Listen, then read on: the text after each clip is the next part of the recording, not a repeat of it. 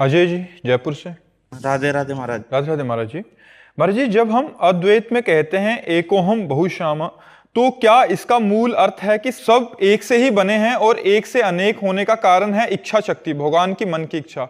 तो महाराज जी, सवाल यह है कि इस इच्छा शक्ति का स्रोत क्या है, ये कहां से उत्पन्न हुई, और इसको समझने के लिए अगर बुद्धि लगाई जाए तो पूर्ण रूप से समझा जा सकता है, समर्पण भाव से ही समझा नहीं, बुद्धि एक प्रकृति की है। किसका प्रश्न है? बुद्धि एक प्रकृति का अंश है, वो परमात्मा को नहीं जान सकती। जब बुद्धि में परमात्मा का स्मरण किया जाता है तो परमात्मा आकर बुद्धि में बैठ जाता है, तो परमात्मा बुद्धि से ही परमात्मा को जाना जा सकता है। और भगवान में इच्छा क्यों प्रकट हुई, ये प्रश्न नहीं बनता, क्योंकि सर्वतंत्र स्वतंत्र परमात्मा ऐसा क्यों, ये जिनको भूख नहीं है वो भूख से व्याकुल होकर मांगते देखे गए, जिनको भय नहीं है वो भय से भयभीत होते हुए देखे गए। यशोदा मैया की छड़ी से भयभीत हो रहे, आंसू बहाते ऐसे देकर रण छोड़ भगवान की लीला कर रहे हैं, जो अनंत बलशाली है, वायुकोटि महाबला।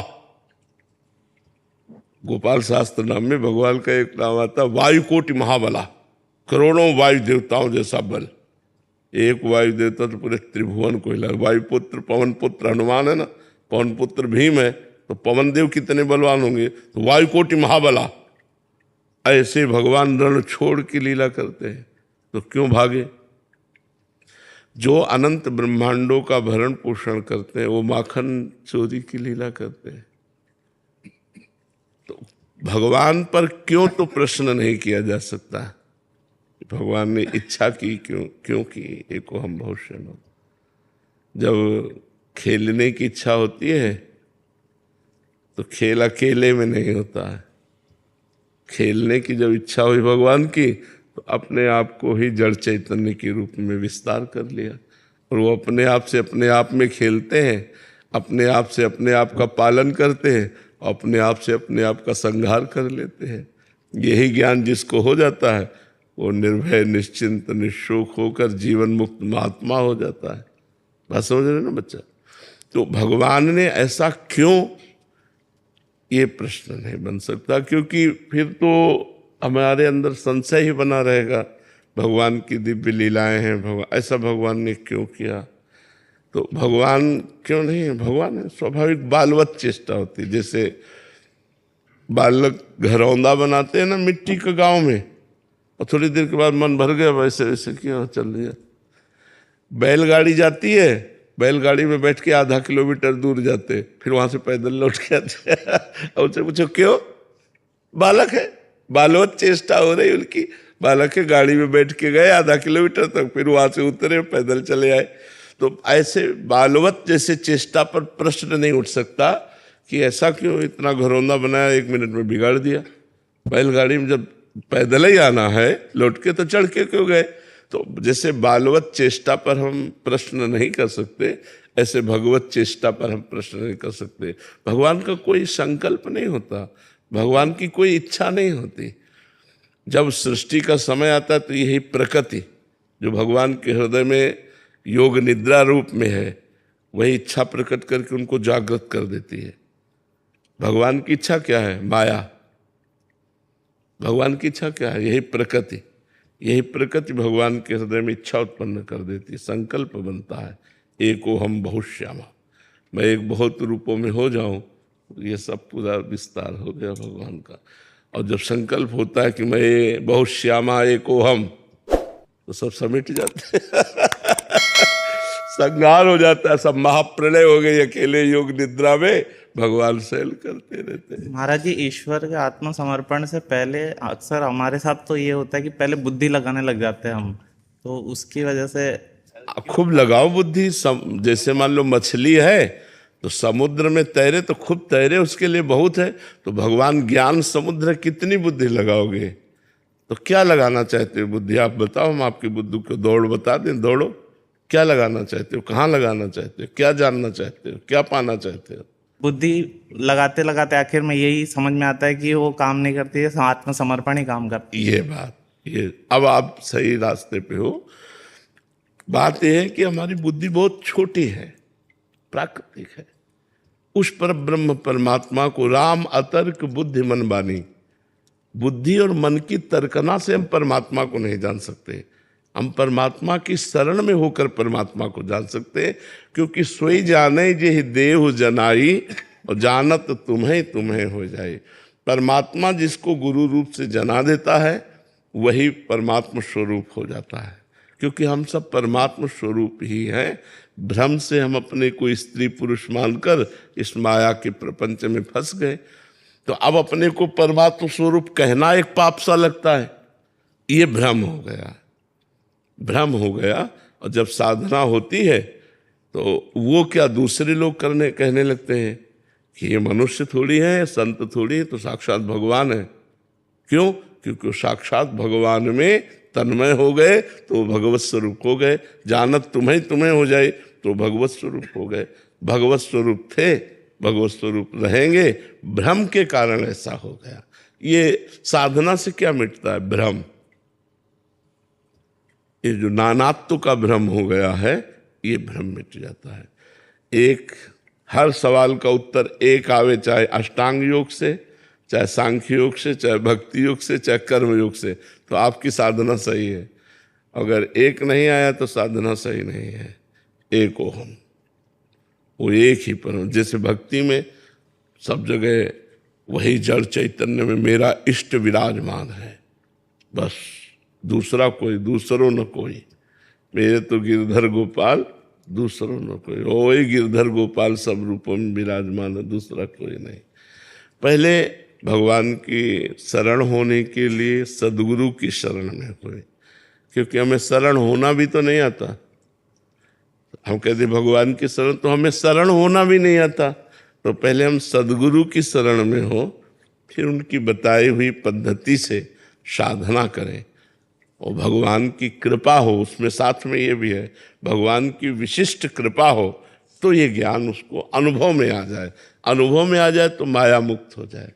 जब तक अनुभव में नहीं आएगा तो केवल वाचिक ज्ञान से माया पर विजय प्राप्त नहीं किया जा सकता। वाचिक ज्ञान थोड़ा सा यह प्रणाम नमस्कार ये सब करवा सकता है कि आप थोड़ा ज्ञानी हैं, लेकिन उससे आपकी अंतरात्मा में विकारों का नाश, इंद्रियों पर विजय, मन पर विजय ये नहीं हो सकती। ये साधना से, आंतरिक ज्ञान से होती। जैसे एक संत भगवान ने देखा कि हजारों पक्षियों को बहेलिया मार रहा है रोज। वो जंगल में रहते थे तो वो हर बोली जानते थे, तो उन्होंने पक्षियों की बोली में पक्षियों को समझाया कि बहेलिया आएगा, दाना डालेगा, जाल बिछाएगा, फंसना नहीं। हजारों पक्षियों को सिखा दिया। जब लौट कर आए तो वो हजारों उसी जाल में फंसे कह रहे हैं, बहेलिया आएगा, दाना डालेगा, जाल बिछाएगा, फंसना नहीं। तो उनका, अरे मूर्खों, हमने तुम्हें गीत गाने के लिए नहीं कहा था, हमने तुम्हें समझाया था कि बहेलिया आएगा। वो बोल रहे। तो यही दशा हमारी है कि हम ब्रह्म ज्ञान की बातें तो करते हैं लेकिन माया के भोगों में रहकर। तो ये वो वाचिक ज्ञान से माया पर विजय प्राप्त नहीं होती, आध्यात्मिक ज्ञान से, आत्मज्ञान से माया पर विजय प्राप्त होती है। और वो होता है गुरु कृपा से। नाम आत्मा प्रवचनेन लभ्या न मेधया न बहुना श्रुतेन। बहुत प्रवचन करने वाले को आत्मा का अनुभव नहीं होता, बहुत सुनने वाले को अनुभव नहीं होता, बहुत बुद्धिमान को भी अनुभव नहीं होता। जिस पर गुरु कृपा हो गई उसको अनुभव होता है। गुरु कृपा तभी होती जब आपका प्रयत्न देखा, आपकी श्रद्धा देखी कि आप बहुत प्रयत्नशील हो, साधना में बड़ा कष्ट सह रहे हो, तो उनकी कृपा हो गई कि अच्छा भी इसको अनुभव हो जाए। तो वो अब ऐसे खाते पीते मौज मस्ती में हो तो भगवान देख रहे हैं कि आप मौज मस्ती में हो ही।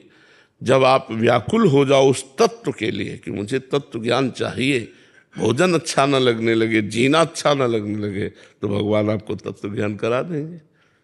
तो नाम जप करो और सत्संग सुनते रहो और शास्त्रों का स्वाध्याय करो और गलत आचरणों से बचते रहो, तभी आप पवित्र अध्यात्म में चल पाओगे। गलत आचरण करोगे तो फिर ज्ञान तो रावण को भी है, ज्ञान तो हिरण्यकश्यप को भी है। जब हिरणाक्ष मारा गया तब देखो अपने परिवार को कितना बढ़िया ज्ञान दे रहा है।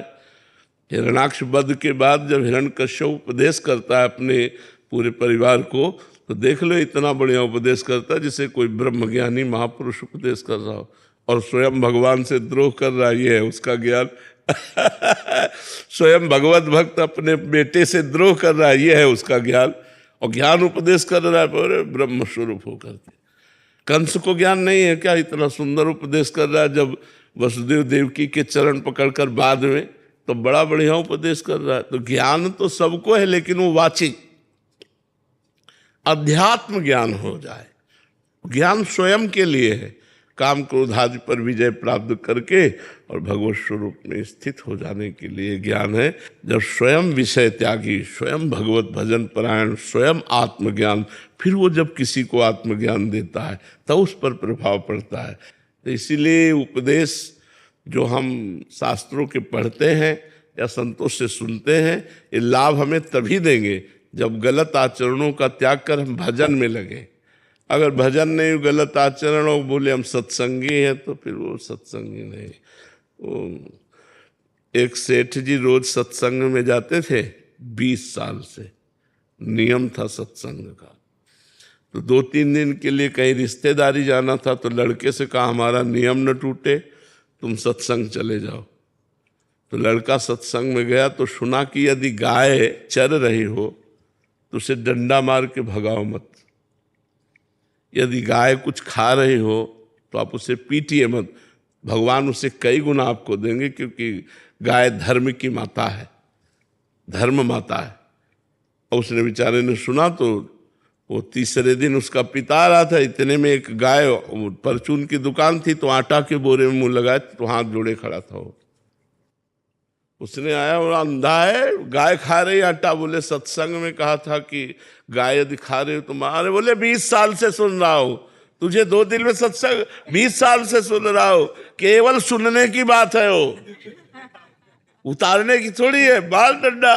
तो ये वो नया पवित्र हृदय उसने स्वीकार। सत्संग में 2 दिन में उसका बदलाव हो गया, और उसका 20 साल में बदलाव नहीं हुआ, क्योंकि वो इसलिए केवल जाता है कि मैं सत्संगी हूं और 20 साल से सत्संग सुन रहा हूं। तो ऐसे सत्संग श्रवण से, ऐसे शास्त्र स्वाध्याय से लाभ प्राप्त नहीं होता, उसको आचरण में उतारा जाए, जो सुना उस पर चला जाए, तो ये ज्ञान टिकाऊ हो जाएगा।